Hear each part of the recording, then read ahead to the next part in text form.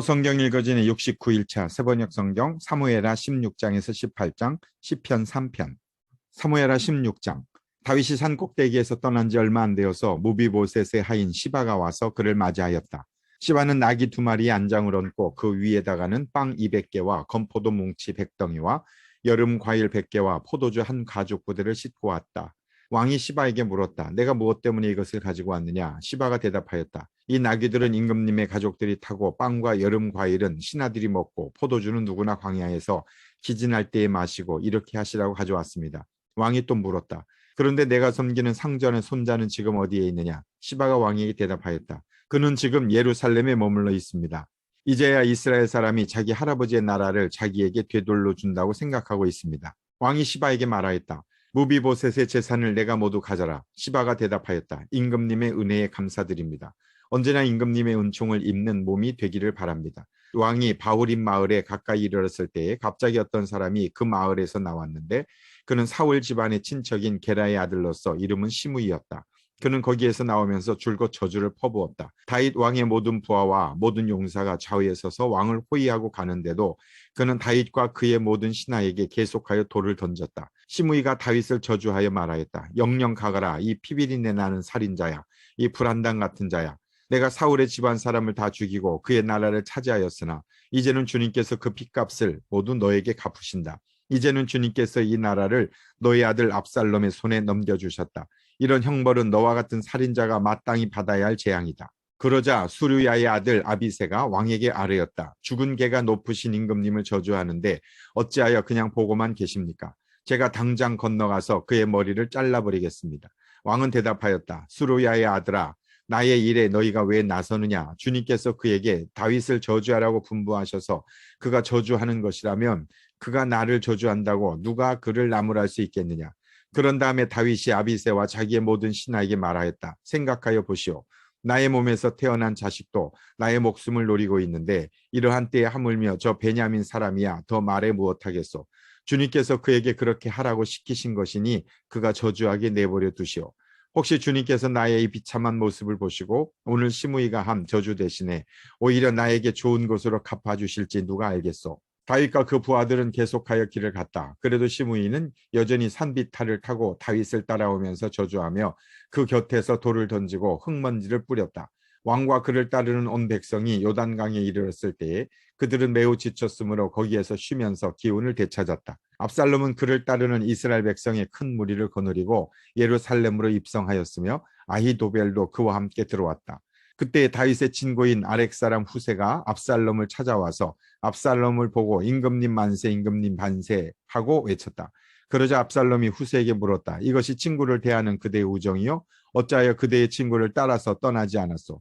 후세가 압살롬에게 대답하였다. 그렇지 않습니다. 오히려 저는 주님께서 뽑으시고 이 백성과 온 이스라엘 사람이 뽑아 세운 분의 편이 되어서 그분과 함께 지낼 작정입니다. 제가 다른 누구를 또 섬길 수 있겠습니까? 당연히 부왕의 아드님을 섬겨야 하지 않겠습니까? 그러므로 제가 전에 부왕을 섬긴 것과 같이 이제는 임금님을 섬기겠습니다. 압살롬이 아히도벨에게 물었다. 이제 우리가 무슨 일부터 해야 될지 의견들을 내어보시오. 아히도벨이 압살롬에게 말하였다. 부왕이 왕궁을 지키라고 남겨둔 후궁들과 동침하십시오.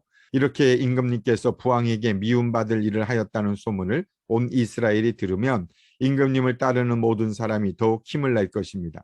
그리하여 사람들이 옥상 위에 압살롬이 들어갈 장막을 차려주니 온 이스라엘이 보는 앞에서 압살롬이 자기 아버지의 후궁들과 동침하였다.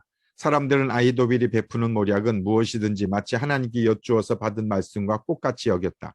다윗도 그러하였지만 압살롬도 그러하였다. 사무엘하 17장.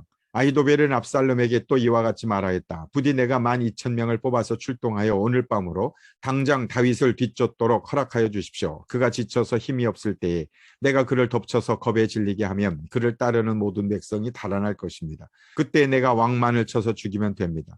그렇게만 되면 내가 온 백성을 다시 임금님께로 돌아오게 할 수 있습니다. 아내가 남편에게 돌아오듯이 백성이 그렇게 임금님께로 돌아올 것입니다. 임금님께서 노리시는 목숨도 오직 한 사람의 목숨입니다. 나머지 백성은 안전할 것입니다. 압살롬만이 아니라 이스라엘의 모든 장로도 이 말을 옳게 여겼다. 그러나 압살롬은 아렉 사람 후세도 불러다가 그가 하는 말도 들어보자고 하였다. 쿠세가 압살롬에게 오니 압살롬은 그에게 아히도벨이 한 말을 일러주고서 그 말대로 해야 할지 말아야 할지를 묻고 또 다른 의견이 있으면 말하라고 하였다. 쿠세는 압살롬에게 아히도벨이 베푼 노력이 좋지 않다고 말하고 그 까닭을 설명하였다. 임금님의 부친과 그 신하들은 임금님께서 잘 아시는 바와 같이 용사들인데다가 지금은 새끼를 빼앗긴 들녘의 곰처럼 무섭게 화가 나 있습니다. 더구나 임금님의 부친은 노련한 군인이어서 밤에는 백성들과 함께 잠도 자지 않습니다. 틀림없이 그가 지금쯤은 벌써 어떤 굴속이나 다른 어떤 곳에 숨어 있을 것입니다. 우리의 군인 가운데에서 몇 사람이라도 처음부터 그에게 죽기라도 하면 압살롬을 따르는 군인들이 지고 말았다는 소문이 삽시간에 퍼질 것입니다. 그러면 사자처럼 담력이 센 용사도 당장 낙담할 것입니다. 임금님의 부친도 용사요, 그의 부하들도 용감한 군인이라는 것을 온 이스라엘이 다 알고 있기 때문입니다. 그러므로 저의 의견은 이렇습니다. 단에서부터 브엘세바에 이르기까지 온 이스라엘을 임금님에게로 불러 모아서 바닷가의 모래알처럼 많은 군인을 임금님께서 친히 거느리고 싸움터로 나가시는 것입니다. 그래서 우리는 다윗이 있는 곳이면 어느 곳이든지 들이닥쳐서 마치 온 땅에 내리는 이슬처럼 그를 덮쳐버리는 것입니다. 그러면 그는 물론이려니와 그와 함께 있는 모든 사람 가운데서 한 사람도 살아남지 못할 것입니다. 또 그가 어떤 성읍으로 물러나면 온 이스라엘이 굵은 밧줄을 가져다가 그 성읍을 동여매어 계곡 아래로 끌어내려서 성이 서 있던 언덕에 돌멩이 하나도 찾아볼 수 없게 하시는 것입니다. 그러자 압살롬과 온 이스라엘 사람이 아렉 사람 후세의 모략이 아히도벨의 모략보다 더 좋다고 찬성하였다. 주님께서 이미 압살롬이 재앙을 당하게 하시려고 아히도벨의 좋은 모략을 좌절시키셨기 때문이다. 후세는 곧 사독 제사장과 아비아달 제사장에게 아히도벨이 압살롬과 이스라엘의 장로들에게 어떤 모략을 베풀었는지 그리고 자기가 또 어떤 모략을 베풀었는지를 알리고서 다음과 같이 말하였다. 이제 빨리 다윗 왕께 사람을 보내어 오늘 밤을 광야의 나루터에서 묵지 마시고 빨리 강을 건너가시라고 전하십시오. 그렇지 않으면 임금님만이 아니라 임금님과 함께 있는 백성까지 모두 전멸을 당할 것입니다. 한편 아비아달의 아들 요나단과 사독의 아들 아히마아스는 예루살렘 바깥의 엘로겔 샘터에서 대기하고 있었다. 그들은 사람들의 눈에 뜨이지 않으려고 성 안으로 드나드는 것을 삼갔다. 거기에 있다가 여종이 그들에게 가서 소식을 전하여 주면 그들이 그 소식을 받아서 직접 다윗 왕에게 전하곤 하였다. 그런데 그만 한 젊은이가 그들을 보고서 압살롬에게 가서 일러 바쳤다. 팔로가 난 줄을 알고서 그 두 사람은 재빨리 그곳을 떠나 바울임 마을로 가서 어떤 사람의 집으로 들어갔다. 그 집 마당에는 우물이 있었는데 그들은 그 속으로 내려갔다. 그 집 여인은 덮을 것을 가져다가 우물 아귀에 펴놓고 그 위에 찌은 보리를 널어놓아서 아무도 눈치를 채지 못하게 하였다. 압살롬의 종들이 그 집으로 들어와서 그 여인에게 물었다. 아히마아스와 요나단이 어디에 있느냐? 그 여인이 그들에게 대답하였다. 그들은 방금 저 강을 건너갔습니다. 그들이 뒤쫓아갔으나 찾지 못하고 예루살렘으로 돌아갔다. 그들이 돌아간 뒤에 그 두 사람이 우물 속에서 올라와 다윗 왕에게 가서 이 소식을 전하였다. 그들은 다윗에게 아히도벨이 다윗 일행을 해치려고 어떤 계획을 세웠는지를 알리고 어서 일어나서 강을 건너가라고 재촉하였다. 그러자 다윗이 자기와 함께 백성을 거느리고 거기에서 떠나 요단강을 건너갔는데 날이 셀 때까지 요단강을 건너지 못한 사람은 하나도 없었다. 아히도벨은 자기의 모략대로 이루어지지 않는 것을 보자 나귀의 안장을 지워서 타고 거기에서 떠나 자기의 고향집으로 돌아갔다. 거기에서 그는 집안일을 정리한 뒤에 목을 메어서 죽었다. 그는 이렇게 죽어서 자기 아버지의 무덤에 묻혔다. 다윗이 마하나임에 이르렀을 때에야 압살롬이 비로소 이스라엘의 온 군대를 직접 거느리고 요단강을 건넜다. 압살롬은 요압 대신에 아마사를 군 지휘관으로 세웠는데 아마사는 이드라라는 이스마엘 사람의 아들이다. 이드라는 나하스의 딸 아비갈과 결혼하여 아마사를 낳았는데 아비갈은 요압의 어머니 수루야의 여동생이다. 이렇게 온 이스라엘과 압살롬이 길르앗 땅에 진을 쳤다. 다윗이 마하나임에 다다르니 암몬 족속의 도성 랍바에서 나하스의 아들 소비가 찾아오고 로데발에서는 암미엘의 아들 마길이 찾아오고 우글림에서는 길르앗 사람 바르실레가 찾아왔다. 그들이 침대와 이부자리와 대야와 질그릇도 가지고 오고 밀과 보리와 밀가루와 볶은 곡식과 콩과 밭과 볶은 씨도 가지고 왔다. 그들은 그 많은 사람이 광야에서 굶주리고 지치고 목말랐을 것이라고 생각하고서 꿀과 버터와 양고기와 치즈도 가져다가 다윗과 그를 따르는 사람들에게 주었다. 사무엘하 18장.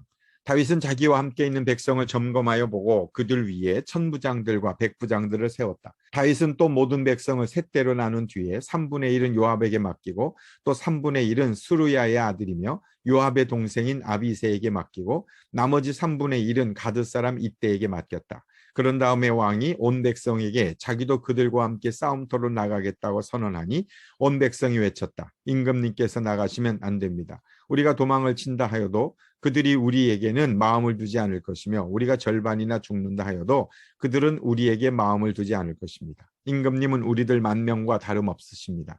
그러니 임금님은 이제 성 안에 계시면서 우리를 도우시는 것이 더 좋겠습니다. 그러자 왕은 그들의 의견을 따르겠다고 말하고 성문 곁에 서 있으니 온 백성이 100명씩 1000명씩 부대별로 나아갔다.